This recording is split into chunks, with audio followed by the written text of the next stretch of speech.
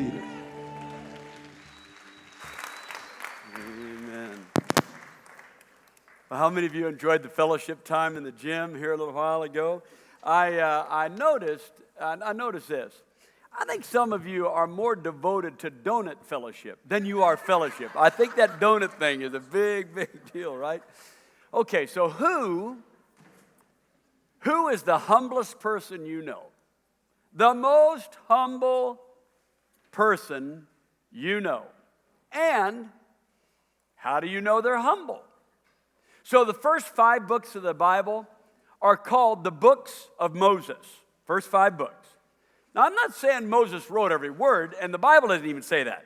But they're called the first 5 books of Moses. And it's a good thing that Moses didn't write every word, because one line in there is that Moses was the humblest man in all the earth. So, I mean, it kind of doesn't count. If you say you're the humblest person you know, it kind of loses its thing, right? But we would admit that humility matters, especially if we want to be one with other people.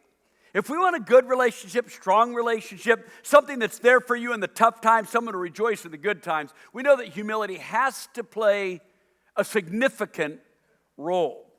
So what I'd like to do is go back to Ephesians chapter 4, where we're in our series on 1. Look with me at verse 3. Let's start there. Make every effort to maintain the unity of the Spirit through the bond of peace, right? And then chapter 4, on down 9 verses later, 12 and verses 13, so that the body of Christ may be built up until we all reach unity of the faith and the knowledge of the Son of God and become mature, attaining to the whole measure of the fullness of Christ. So as we looked at this last week, we're talking about God giving us unity that we must maintain, but then growing into a full expression of that unity, which we must attain, because there's always something that remains. Now, when I ask you the question, who's the humblest person you know, if you didn't say Jesus, then that person still has a little humility they could add somewhere.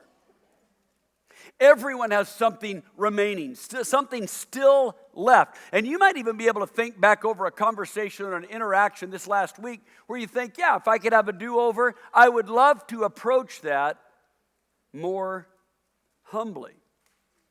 But how do we do this? Look with me, if you would, at Ephesians chapter 4, same chapter, back up to verse 1. As a prisoner for the Lord, I urge you to live a life worthy of the calling you've received. Be completely humble and gentle. Be patient, bearing with one another in love. Now I want you to look at 2 words and circle one of them. We're talking about humility, but notice that Paul says completely humble. So it's not like we're trying to get a low B in humility or even a low A, right? We're not trying to just say, man, I want to pass the humility class. No, we actually want this to become a deep part of ourselves. So if you look back over the history of Christian discipleship, clear back when Benedict wrote, he said there were 12 steps to humility. All right. About 1,000 years later, Ignatius said, how about 3? We'll go with 3 degrees of humility. Booker T. Washington brought it down to just 1, and he gave us a choice. He said there's 2 ways of exerting one's strength. One is pushing down, and the other is pulling up. You see, the reality is that many of us, when we're struggling with insecurity, we have a tendency to push someone down. That's not a humility. It may not even be pride. It might be insecurity. And here's how it works. If I'm feeling badly about myself, I want to put you down so that at least there's somebody worse than me. But you notice that you do damage to 2 people, not 1. When you push someone else down, you damage them and you damage yourself because you're making no movement. Amen. Just because you push them down doesn't mean you got any further along. So now 2 people have been damaged by pushing down. But what about pulling people up? What about the humility that says that all of us together all of us together can do more than any one of us on our own. One man who was writing about education reform spoke of humility this way: failure is instructive. The person who really thinks learns as much from his failures as his successes. Genuine ignorance is profitable because it's likely to be accompanied by humility, curiosity, and open-mindedness. Whereas ability to repeat catchphrases, cant terms, familiar positions gives the conceit of learning and coats the mind with a varnish waterproof to new ideas. Wow. Who wants a mind waterproofed to new ideas? But did you notice that the person who is humble, curious, open-minded has a way of learning whatever the circumstances? I heard it said with a lot less words. A person said that the learner is always preparing for the future.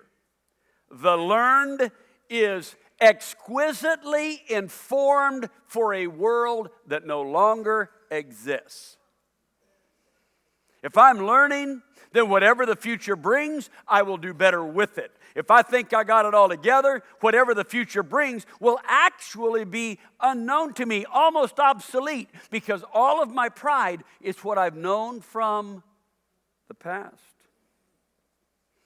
Dr. Richard Oster, he's an acclaimed theologian. He teaches in Memphis at the Harding Graduate School of Theology.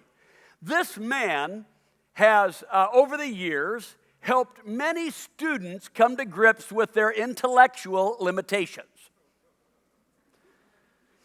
Some students, after they finished his class, said, "I have been osterized." He said, "I reserve the right to understand the Bible better next year than I do this year." This guy is an acclaimed scholar, worldwide acclaim. And what is he saying? I would love to know the Bible better in 12 months than I know the Bible right now. But if you grow up or you're nurtured in a theological mindset that says, whoever taught me first taught me best, or whatever I already believe is as good as I'm ever going to get, that's not humility. So what is one place that humility plays itself out on a daily basis? Opinions. How many of you have opinions? How many of you have strong opinions about something? Right? Right? Now you do realize that opinions are beneficial. This is how we navigate life, right? Because it might be like, I don't know, I like these shoes, or, I like, this shirt fits me well, or I like this blouse, right? So these are all opinions. But how many of you know someone that's opinionated? Right? Raise your hand if you know someone opinionated. Yeah, now I'm not making eye contact, but just like the first service, what just happened was you had like a husband and a wife both raise their hand. It's kind of like this. Right? Do you know someone that's opinionated? Well, let's talk about opinions for a moment. One author put it this way: opinions are essential to daily life. Everything I do is birthed in my opinions. So opinions are a way of saying, this is right for me. However, if we have not enough humility in our opinions, our relationships suffer. Overconfidence in our opinions drives to a subtle shift. What is right for me is required for all. Humility invigorates our relationships with elasticity. I am able to hear you, receive you, and walk with you, everyone out loud together, without losing me. Our opinions serve to generate a better future than what one of us could have imagined on our own. So opinions are important. Opinions have to do with how we navigate daily life. Where would I eat? What do I like? If you go out to dinner at a nice place and someone walks up and says, how do you want your steak? An opinion is good because you will enjoy it more if you can express your... Someone says, what kind would you like to go to the movies? Yes. What genre do you like? You will enjoy it more if you can express your... So opinions are valuable, but only with humility. Can we back up one slide? Because I don't want us to forget this. You see, opinions aren't the problem. It's overconfidence in the opinion where I slip into what? What is right for me is required for everyone else. I like apples. It's a thing. I was at the store last night, and I was buying apples. And it struck me as there was a woman to my right purchasing inferior apples. I was trying to think of an evangelistic way to reach out to her about apples. And I kind of want to say to her, baby, you got to not compare these apples to apples. You got the wrong apples. But I didn't know how to say she had the wrong apples. I don't even know this person. How do you step up and say, I just got to tell you, you're at the inferior apple box. So I bent down and took a selfie with me and my Honey Crisp apple. See, part of my role at this church is to make sure you all know what the best apples are. And so if I'll take a picture with the best apples in the universe, which Dr. Chris Gonzalez from Minnesota tells us that they're God's gift to America, Honey Crisp apples, right? Some of you don't believe me, so I actually went online, I downloaded these apple charts, right? And at the bottom of the Honey Crisp one, it said, they're sweet as honey. How can you not love this? They're sweet as honey, and they're good for you. You see how opinions function? Of course, I got an opinion that everyone will agree with. We got our own sweet apples here at North Atlanta. See, that's like real sweet apples right there. Right? Yeah, see? I told you you would love sweet apples. But you see, a culture of humility and pride can have deadly results. You might remember this plane crash, July 6, 2013. As this plane flew into San Francisco, it crashed, it killed 2, injured over 80. And so the question immediately surfaced, are we seeing another chapter in a problem that they had started addressing back in the 80s? There was an airline from Southeast Asia that had the worst crash record of all other airlines. Malcolm Gladwell began to research this, and he brought it up in his book, Outliers. And the question was, is this airline suffering from bad maintenance, bad airplanes, or a cultural problem? He suggested that the culture, which said that only certain people have a voice, only certain people should be heard, only certain people are in charge. And so as the airplanes were suffering problems, others in the cockpit could not express what they thought was going wrong. So when this plane crashed in 2013, they returned to the same question. But the airline came back and said yes, surprisingly. They said, we began working on this. We began establishing policies for our pilot training, in-cockpit policies, so that our tradition that is embedded in us, that only certain voices matter the most, and especially in a crisis. There has to be one that's in charge and one that knows. And we decided that we would use policy to equal the voices so that everyone could be heard. And that airline had erased that tragic record. They had the strongest safety record of any airline in Southeast Asia. Yes, things like that can happen, but they don't have to be repeated over and over and over. You will have crashes in your relationships with your children, with your parents, with your siblings, at your business, with your spouse, at your school, with your best friends, with people on your teams, in the church, in your neighborhood. Can we just strap it on that we're going to have an occasional crash? But that's not really the problem, is it? The problem is the rolling crash in America, in a marriage that just keeps happening. I heard this guy say one time, what every good young marriage needs is a good fight. No, they don't. No, they actually don't. You don't, oh no, yeah, they need a real good fight so they can, no, they don't need a fight. People say, well, it takes all kinds. My dad used to say, no, it doesn't take all kinds, we just have all kinds, right? Some people say, well, it takes two to tangle. Nope, not all the time. Some people are just a walking tangle, The truth is that many marriages feel like that they are stuck in the sludge of fighting. And they didn't like it the first time, nor the 55th time. Many of you work in corporations where you're just like, why are we so petty? We've got a great project. We've got great people. Why are we petty? If you've ever served on a homeowners association board, oh my goodness, it's a cesspool of humanity.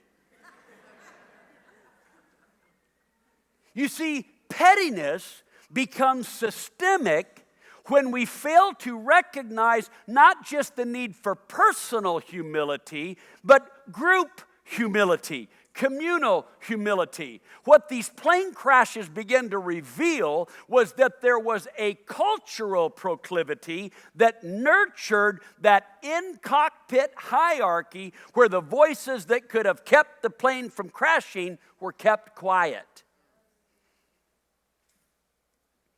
Humility is a virtue.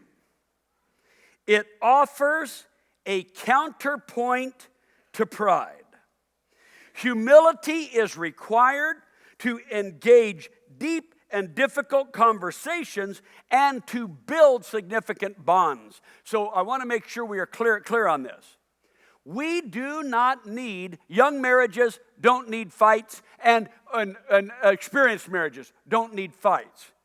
Let's bring this up on the screen. There you go. What we do need, number 3, is we need to be able to engage deep conversation with the possibility of building significant bonds. So here's what we're talking about. We're talking about the ability to engage a deep conversation, stay in the deep conversation, sweat, struggle, and maybe even cry through a deep conversation, but for the purpose not of exalting yourself in the cockpit of your marriage, but for the purpose of building a significant bond. Can you imagine with me families that can have deep conversations and build significant bonds? Can you imagine with me communities that can face their most pressing problems with politicians and activists who can face the most difficult problems, go through deep conversations and build significant bonds? Can you imagine with me corporations and schools and hospitals, health providers, where people could come together and engage in deep conversations and build significant bonds? In 2011, I was in the hospital. I had a very significant surgery. It wasn't coming out the way it was supposed to turn out. I was supposed to be there for a week. I was there for a little over a month. As in the third week, it still isn't working right. My surgeon, who's top flight, top-rated surgeon in Atlanta, my diagnostician, top flight, top-rated nationally, they sat in the hospital room with my wife and I and said these words: "We don't know." That's the most peace I had felt in 3 weeks. Because their humility is what was so promising. He said, "I'll tell you what," he said, "I've prepared a report on your case. I am taking it to a board of surgeons this evening. I'm presenting your case to that board. We, say we, We will figure it out. And they did. Oh, he could have chosen pride. But a life was on the line, and it was mine. What I need to realize is I could choose pride, but lives are on the line. And it could be yours. Finally, humility acknowledges one's limitations with the potential benefits of seeing others as meaningful to our well-being and necessary for personal and communal benefit. Now, I want to make sure you understand what we're talking about here. The kind of humility we're talking about is not kind of like a all shucks kind of humility. Oh, man, you did a great job. Oh, shucks, it was nothing. I mean, anybody, my dog could have done that. We're not talking about all shucks humanity or humility like, oh, I ain't worth nothing. I ain't really done nothing. No, you are placed by God with a unique set of ingredient gifts in your mix. No one else on the planet's got them, and if you don't do your part, the planet misses it. You bring something to the table that no one else can cook up. You bring something to the table that no one else can prepare. You bring something to the hardest questions of life where no one else can come to a full answer without you. I want you to look at what Maya Angelou said about this. What humility does, for one, is it reminds us that there are people before me I've already been paid for. And what I need to do is prepare myself so that I can pay for someone else who has yet to come, but who may be here and need help. If you've read Maya Angelou's works, over and over, she returns to this exact theme over and over and over. And here's what she's saying. I didn't get here by myself. Somebody else paid a price to make it possible for me to be here. But guess what? Someone's going to come after me. And I've got to do my part to pay the price for them to excel. So I'm in the middle of it. Not that I don't count. I count more than ever because I am reaping the benefit of those who came before, and I'm preparing the ways for those that will come after. Humility simply says that I know why I'm here. I am a daughter of God. I am a child of God. I'm one of God's sons. I'm in this place with a set of gifts. This place right now, not some other century, not a later century, not some other city, not some other county. I'm in the one I'm in. And I'm in the church I'm in, and the school I'm in, and the community I'm in, and the family I'm in. So let's rise up and bring the gifts. Many people couldn't understand Ignatius because he felt that humility was the key to living large. Yes. Humility is the key to living large. Because the more humility, the more connection. The more connection, the deeper the sinews that bind us together. Can you imagine a community where everyone and every asset is honored because of humility that is born out of our hearts and into the group and shared with the world? So what I'm going to ask you to do today is just think one more time, who's the most humble person you know?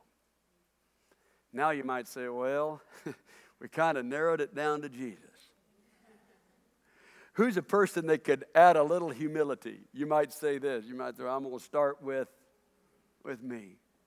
But you understand, if we all embrace humility, then the community is blessed. Would you pray with me? Father, thank you for this morning. Thank you for your word, the power of your word, that Jesus Christ in the flesh, the eternal word, with all power and all authority, humbled himself and became obedient to death, even death on a cross. So it was you that exalted him and gave him a name that is above every name. That the truth was born out in his life, that humility is the key to great things, the key to living large, the key to making a difference. We seek that humility in our lives today. In the name of Jesus. Amen.